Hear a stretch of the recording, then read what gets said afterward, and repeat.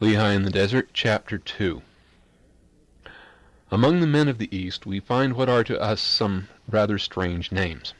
The stamp of Egypt on Lehi's people may be clearly discerned in the names of those people and their descendants.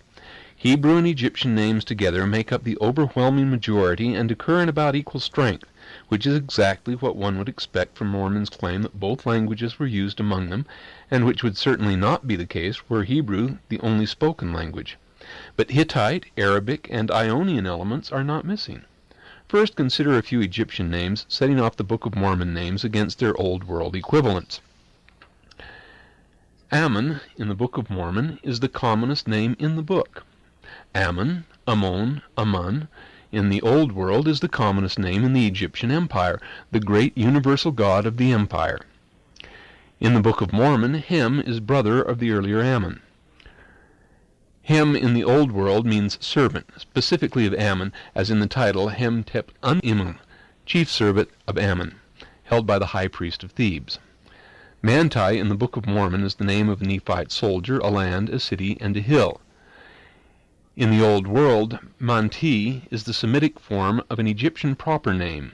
For example, Manti Manchi, a prince in Upper Egypt about 650 BC. It is a late form of Month, god of Hermonthis. Nephi in the Book of Mormon is the founder of the Nephite nation. Lehi or Nehri in the Old World is a famous Egyptian nobleman. Nephi was the name of an Egyptian captain. Since the Book of Mormon insists on PH in Nephi, it is closer to Nepi, original name of the god Pa-Nepi, which may even have been Nephi. Sam, in the Book of Mormon, is the brother of Nephi. Samtawi, in Egyptian, means uniter of the lands. This is a title taken by the brother of Nehri upon mounting the throne. Zenock, in the Book of Mormon, according to various Nephite writers, is an ancient Hebrew prophet. Zenock, in the Old World, is an Egyptian proper name, once a serpent god. It will be noted that the names compared are rarely exactly alike, except in the case of the monosyllables Sam and Hem. This, strangely enough, is strong confirmation of their common origin, since names are bound to undergo some change with time and distance, whereas if the resemblance were perfect, we should be forced to attribute it, however fantastic it might seem, to mere coincidence. There must be differences, and what is more, those differences should not be haphazard, but display definite tendencies.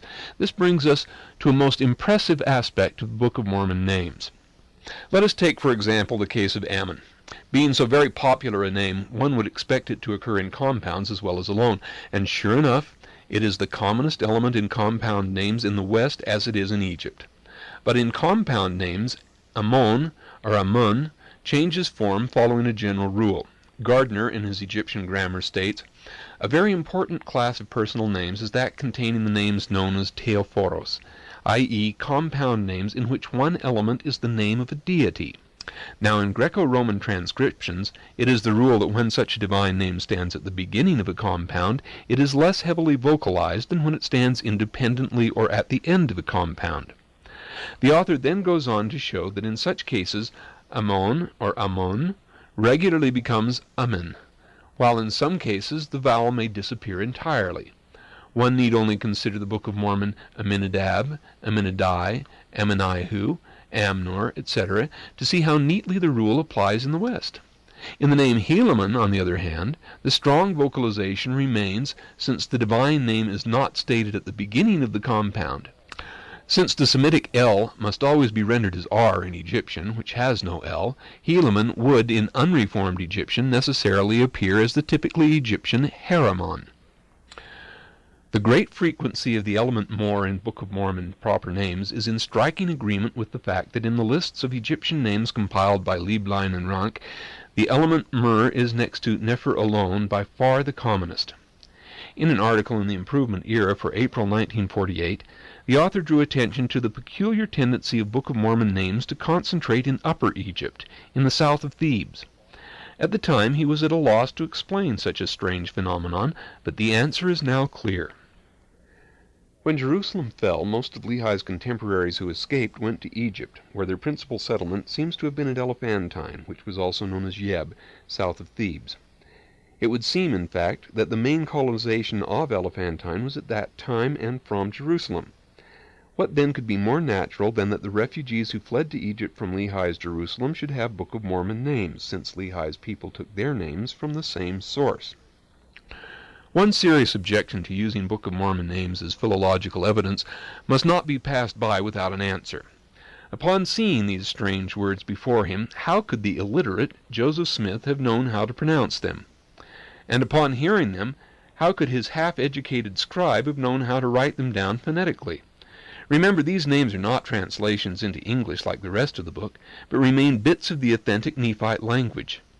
Between them, the guesses of the prophet as to the pronunciation and the guesses of Oliver Cowdery as to the transcription would be bound to make complete havoc of the original titles.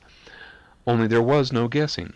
According to David Whitmer and Emma Smith, in interviews appearing in the Saints Herald and pointed out to the author by Preston Nibley, Joseph never pronounced the proper names he came upon in the plates during the translation, but always spelled them out. Hence there can be no doubt that they are meant, as they stand, to be as accurate and authentic as it is possible to render them in our alphabet. But Egypt was not everything. Palestine was always a melting pot, and more so than ever in Lehi's day, when the whole Near East was being thoroughly mixed by the operations of commerce and war. Lists of skilled workmen living in Babylon immediately after the fall of Jerusalem show an almost unbelievable mixture of types. Since the Old Testament was available to Joseph Smith, there is no point in listing Hebrew names, but their Book of Mormon forms are significant. The strong tendency to end in Aya is very striking, since the vast majority of Hebrew names found at Lachish end the same way, indicating that Aya names were very fashionable in Lehi's time. Hebrew names that have turned up on ancient jar handles from other places also have a familiar Book of Mormon ring. Hezron, Memshath, Ziph, Jether, Epher, Jalon, Ezer, Menachem, Lekah, Amnon, Zoheth, etc. would never be suspected if inserted into a list of Book of Mormon names.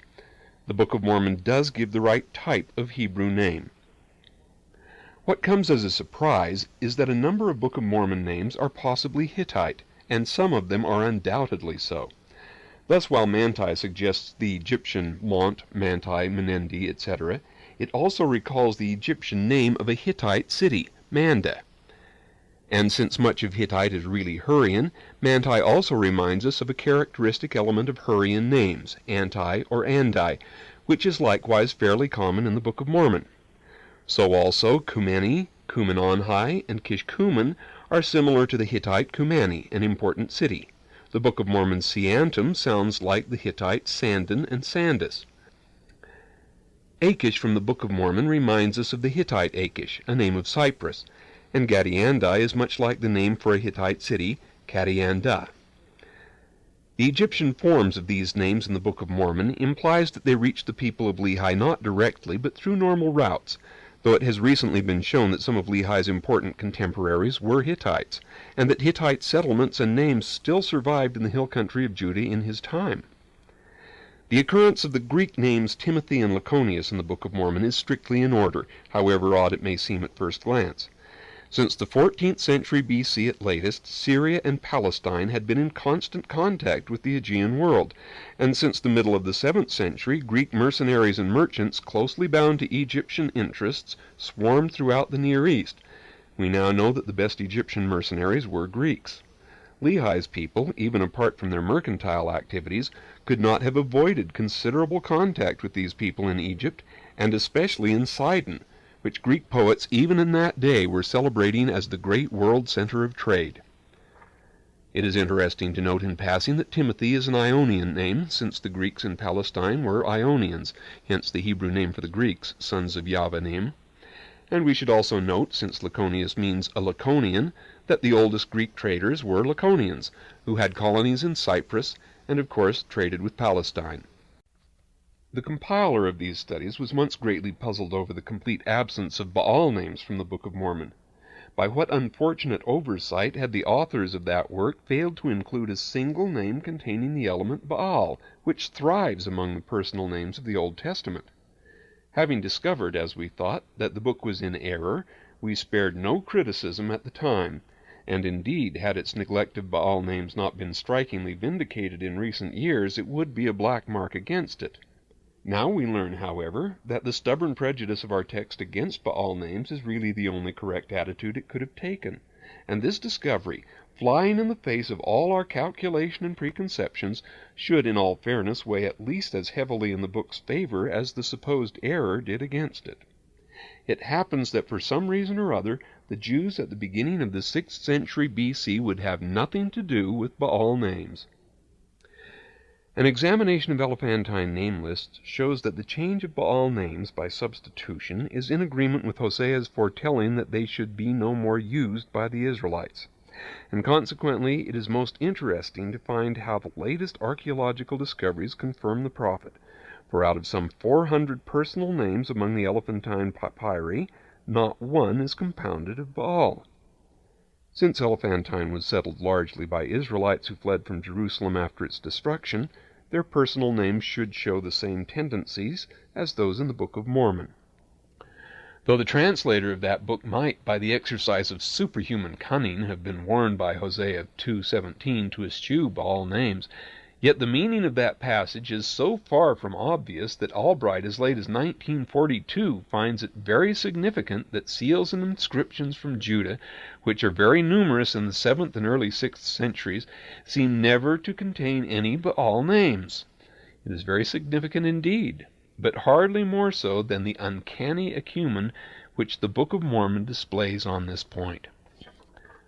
Speaking of the occurrence of a few Arabic names in the Old Testament, Margoliouth observes, considering that the recorded names are those of an infinitesimal fraction of the population, the coincidence is extraordinary.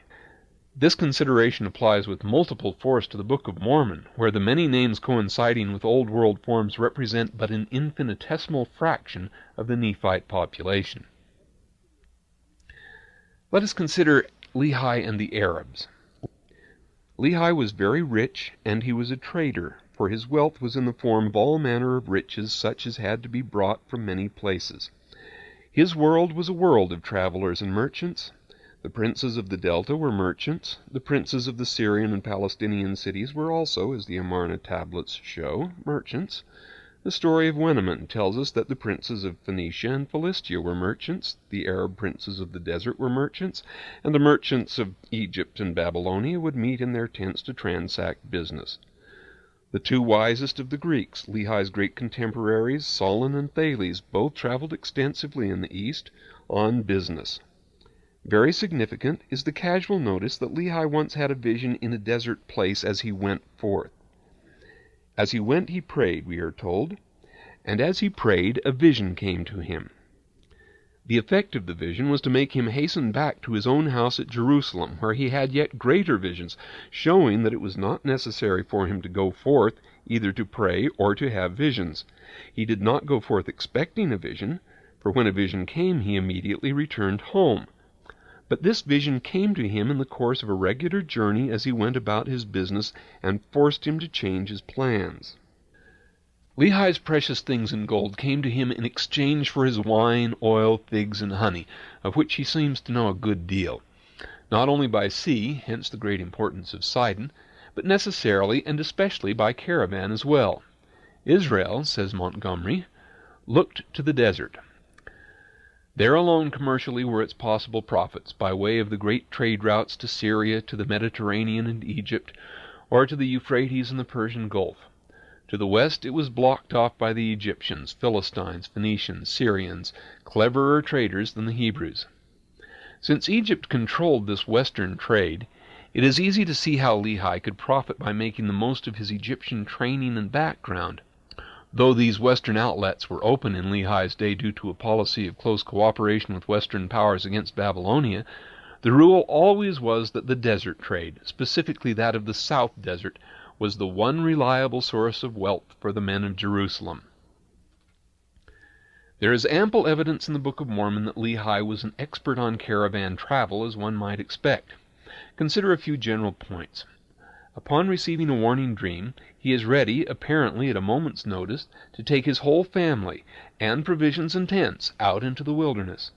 While he took absolutely nothing but the most necessary provisions with him, he knew exactly what those provisions should be, and when he had to send back to the city to supply unanticipated wants, it was for records that he sent, and not for any necessaries for the journey. This argues a high degree of preparation and knowledge in the man, as does the masterly way in which he establishes a base camp in order to gather his forces for the great trek, in the best manner of modern explorers in Arabia. Up until Lehi leaves that base camp, that is, until the day when he receives the Liahona, he seems to know just where he is going and exactly what he is doing. There is here no talk of being led by the Spirit not knowing beforehand, as with Nephi in the dark streets of Jerusalem. His family accuses Lehi of folly in leaving Jerusalem, and do not spare his personal feelings in making fun of his dreams and visions. Yet they never question his ability to lead them. They complain, like all Arabs, against the terrible and dangerous deserts through which they pass, but they do not include ignorance of the desert among their hazards, though that would be their first and last objection to his wild project, were the old man nothing but a city Jew unacquainted with the wild and dangerous world of the waste places. Lehi himself never mentions inexperience among his handicaps. Members of the family laugh contemptuously when Nephi proposes to build a ship, and might well have quoted the ancient proverb, "Do not show an Arab the sea, or to a Sidonian the desert, for their work is different." But while they tell him he is lacking in judgment to build a ship, they never mock their brother's skill as a hunter or treat him as a dude in the desert. The fact that he brought a fine steel bow with him from home, and that he knew well how to use that difficult weapon, shows that Nephi had hunted much in his short life. Lehi has strong ties with the desert in his family background. 2,600 years ago, the Jews felt themselves much closer to the people of the desert than they have in subsequent times. "We come to realize," says Montgomery, "that Israel had its face turned towards those quarters we call the desert, and that this was its nearest neighbor." The Jews themselves were desert people originally, and they never forgot it. This constant seeping in of desert wanderers still continues. There is no barrier of race or language or caste or religion between them and their desert cousins. We have often been told that the patriarchs of old were wandering Bedouins, though far from barbaric, and their language was that of the desert people, many of whose words are to this day closer to Hebrew than to modern Arabic. As recently as 2000 B.C., Hebrew and Arabic had not yet emerged from what was substantially a common language, understood from the Indian Ocean to the Taurus and from Zagros to the frontier of Egypt. This common language, excluding Akkadian, was probably almost as homogeneous as was Arabic 1,000 years ago. In fact, a curious and persistent homogeneity of culture and language has characterized the people of the Near East in every age, so that Margoliouth can affirm that a Sabaean would in fact have found little to puzzle him in the first verse of Genesis. The Hebrews remained Arabs, is the verdict of a modern authority. Their literature, in its recorded forms, is of Arab scheme and type. It is not surprising that Professor Margoliouth holds that Arabic seems to hold the key to every lock in the study of the Old Testament. Of recent years, the tendency has been more and more to equate Hebrew and Arab, and Guillaume concludes a study on the subject with the dictum that the two names are really forms of a common original, both alike referring to the sons of Eber. The name Arab is not meant to designate any particular race, tribe, or nation, and no sharp distinction is made between Hebrews, Aramaeans, and Arabs in the days of the patriarchs, according to Albright, but the word simply designates a way of life, and was applied by the Jews to their own relatives who remained behind in the wilderness after they themselves had settled down in the city and country. One interesting tie between Israel and the Arabs should not be overlooked, since it has direct application to the Book of Mormon. We refer to those Hebrew genealogies in which the nomenclature is largely un-Hebraic, with peculiar antique formations and in some cases of particular Arabian origin. The loss of the ending on is quite common in Palestinian place names, according to Albright, referring to places mentioned in Egyptian records. One can recall any number of Book of Mormon place names, Emron, Heshlon, Jashlon, Moron, etc., that have preserved this archaic On, indicative of a quaint conservatism among Lehi's people, and especially of ties with the desert people. Now, of all the tribes of Israel, Manasseh was the one which lived farthest out in the desert, came into most frequent contact with the Arabs, intermarried with them most frequently, and at the same time had the closest traditional bonds with Egypt. And Lehi belonged to the tribe of Manasseh. The prominence of the name of Ammon in the Book of Mormon may have something to do with the fact that Ammon was Manasseh's nearest neighbor and often fought her in the deserts east of Jordan. At the same time, a prehistoric connection with the Ammon of Egypt is not at all out of the question. The semi-nomadic nature of Manasseh might explain why Lehi seems out of touch with things in Jerusalem. For the first time, he did discover from records kept in Laban's house that he was a direct descendant of Joseph. Why hadn't he known that all along? Nephi always speaks of the Jews who were at Jerusalem with a curious detachment, and no one in 1 Nephi ever refers to them as the people or our people, but always quite impersonally as the Jews. It is interesting in this connection that the Elephantine letters speak only of Jews and Aramaeans, never of Israelites. Not only do both Nephi and Lehi show marked coolness on the subject of tribal loyalty, but both also protest that the tribe is not a decisive factor in salvation, that the same blessings are available to all men at all times and in all parts of the world, that the Lord esteemeth all flesh in one, there being no such thing as an arbitrarily chosen people. This is in marked contrast to the fierce chauvinism of the Jews at Jerusalem, and is of a piece with Lehi's pronounced cosmopolitanism in other things. Lehi, like Moses and his own ancestor Joseph, was a man of three cultures, being educated not only in the learning of the Jews and the language of the Egyptians, but in the ways of the desert as well. There is a peculiar color and atmosphere to the biblical life, says Professor Montgomery, which gives it its special tone, and that touch comes from the expanses and the free-moving life of what we call Arabia. The dual culture of Egypt and Israel would have been impossible without the all-important Arab to be the link between, just as trade between the two nations was unthinkable without the Bedouin to guide their caravans through his deserts. Without the sympathetic cooperation of the Arabs, any passage through their deserts was a terrible risk when not out of the question, and the good businessman was ever the one who knew how to deal with the Arabs, which meant to be one of them. Lachish letter number 6, in denouncing the prophet Jeremiah for spreading defeatism both in the country and in the city, shows that Lehi, a supporter of the prophet, could have been active in either area of the land of Jerusalem.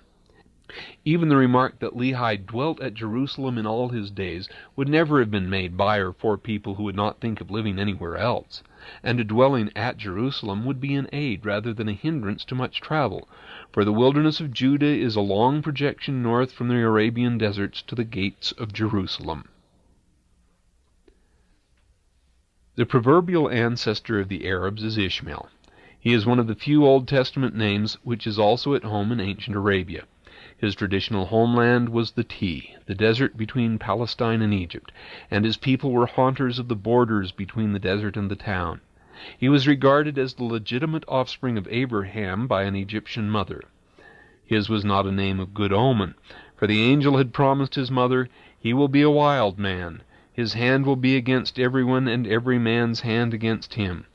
So the chances are that one who bore his name had good family reasons for doing it, and in Lehi's friend Ishmael we surely have a man of the desert. Lehi, faced with the prospect of a long journey in the wilderness, sent back for Ishmael, who promptly followed into the desert with a large party.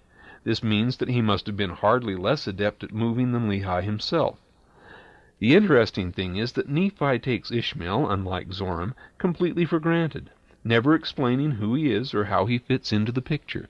The act of sending for him seems to be the most natural thing in the world, as does the marriage of his daughters with Lehi's sons. Since it has ever been the custom among the desert people for a man to marry the daughter of his parental uncle, it is hard to avoid the impression that Lehi and Ishmael were related.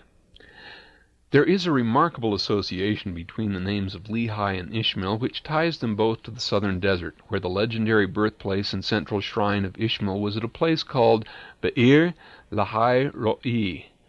Wellhausen rendered the name Spring of the Wild Ox Jawbone, but Paul Haupt shows that Lehi, for so he reads the name, does not mean jaw but cheek, which leaves the meaning of the strange compound still unclear. One thing is certain, however, that Lehi is a personal name. Until recently this name was entirely unknown, save as a place name. But now it has turned up at Elath and elsewhere in the south in a form that has been identified by Nelson Gluck with the name Lehi, which occurs quite frequently either as part of a compound or as a separate name of a deity or a person, particularly in Manaean, Talmudic, and Arabic texts.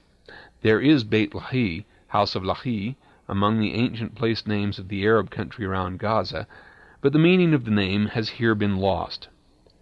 If the least be said of it, the name Lehi is thoroughly at home among the people of the desert, and so far as we know, nowhere else. The name of Lemuel is not a conventional Hebrew one, for it occurs only in one chapter of the Old Testament in Proverbs 31, where it is commonly supposed to be a rather mysterious poetic substitute for Solomon. It is, however, like Lehi, at home in the South Desert, where an Edomite text from a place occupied by tribes descended from Ishmael bears the title, The Words of Lemuel, King of Massa. These people, though speaking a language that was almost Arabic, were yet well within the sphere of Jewish religion, for we have nowhere else any evidence for saying that the Edomites used any other peculiar name for their deity than Yahweh, the God of the Hebrews.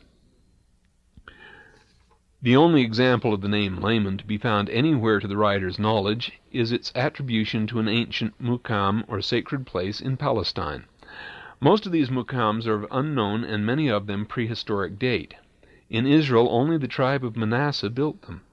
It is a striking coincidence that Conder saw in the name Laman, as he renders it, the vowels must be supplied by guesswork, a possible corruption of the name Lemuel, thus bringing these two names so closely associated in the Book of Mormon into the most intimate relationship, and that in the one instance in which the name of Laman appears.